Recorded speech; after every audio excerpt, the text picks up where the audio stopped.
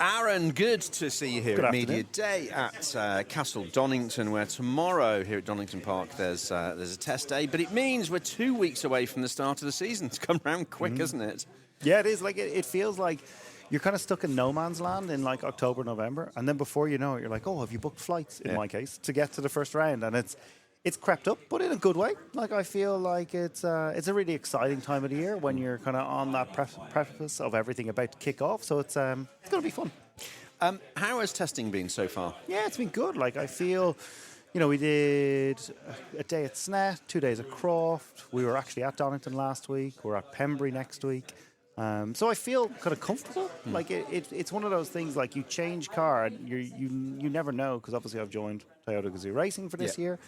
The car feels good, but possibly more impressive than that is the structure behind the team and how they operate. How Christian has put everything together. It's very impressive, and I think. Yeah, I feel at home, which is quite nice. You get into grips with the Corolla, I guess. I think so. Like you never know until you all line up here for the first round at the end of the day. But I feel like it definitely gives me a chance. And that's all you ever want. You just want to be in that mix. You want to be able to fight. And I think actually, the Corolla gives you that. Like it had an extremely successful season last season. Yeah. And I feel it's nice to walk into a program that has a manufacturer name behind it, because it gives you more resources to kind of push the envelope and be able to see what you're really capable of. Yeah, absolutely. You did have a good season last season. And, since coming back into the championship, I think I remember speaking, it was something like 1,000 and some odd days since you'd been in there and been on the podium. And, you're sort of ticking the books of, putting the ticks in the boxes.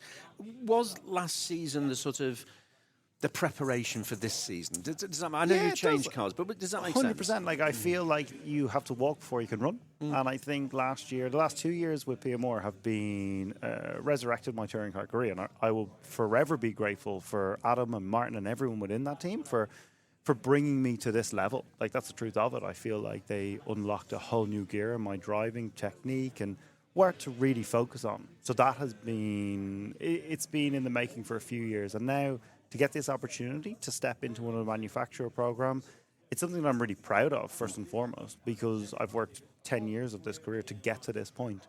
And now to have the partner network behind me to make this possible, to get us into one of the most competitive cars on the grid, is something that, I'm really, really proud of, and I'm excited. So I do think last year really prepared me for that and has brought me to this level that I think will give us a good crack at it. Yeah, and you did well last season for not least of all putting a smile on Adam Weaver's face. Yeah. An achievement in itself. It is. No, Adam loves it deep down. He loves to pretend to be negative, but he loves it, and he's great. Like, he is a fantastic team there, and I think they'll have a really good year with Mikey. Mikey's great, and the car is fast. And I just felt like it's not as if I was like, oh, the grass is greener. It was just a different opportunity. And at the same time, when these type of opportunities come around, you can't pass them up. This is something that it's been in the making for 10 years. So I had to unfortunately leave Adam. But at the same time, we'll always be friends, because it's like he brought me through this journey, and I'll forever be grateful, and I'll always want to see them do well. Not as well as me, but I'll always want to see them do well. Fair enough. Fair enough. That sounds reasonable. Now, everybody's commenting on how much more nimble the cars are because of the loss of the hybrid stuff in there as well, which means they're quicker, they're more nimble, and can be driven differently, maybe pushed that little bit harder. Are you finding that? I think so. Like it's hard for me to give you a direct comparison because I've changed from one car to another, if that makes sense. Yeah.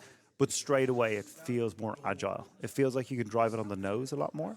The best way to describe it, it's like the frequency of the car has been turned up, if that makes sense. Like, you can feel everything. It's darty. You can reposition. You can move on the brakes. You can adjust it.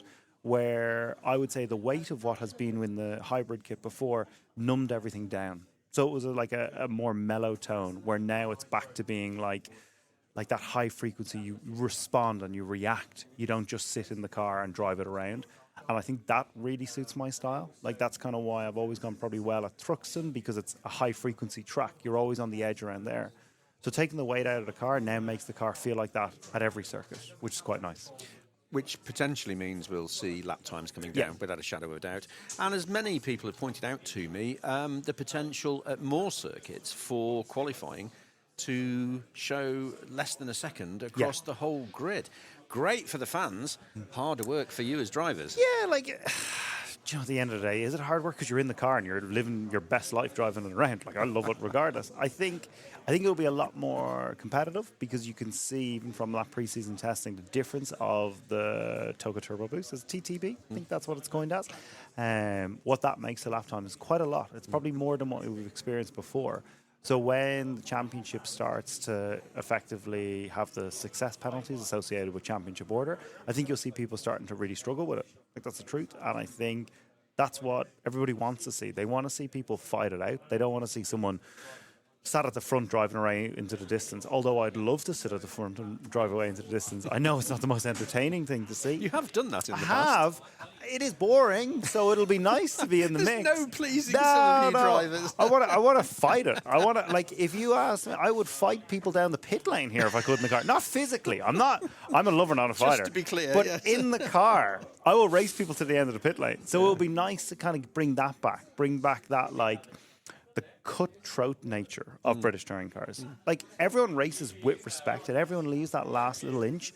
But at the same time, you want to see cars close together. You want to see people fight it out. You want to see people struggle. Like, the perils of sport are what makes sport great. And I think these regulations, they've really nailed it this year, which is great.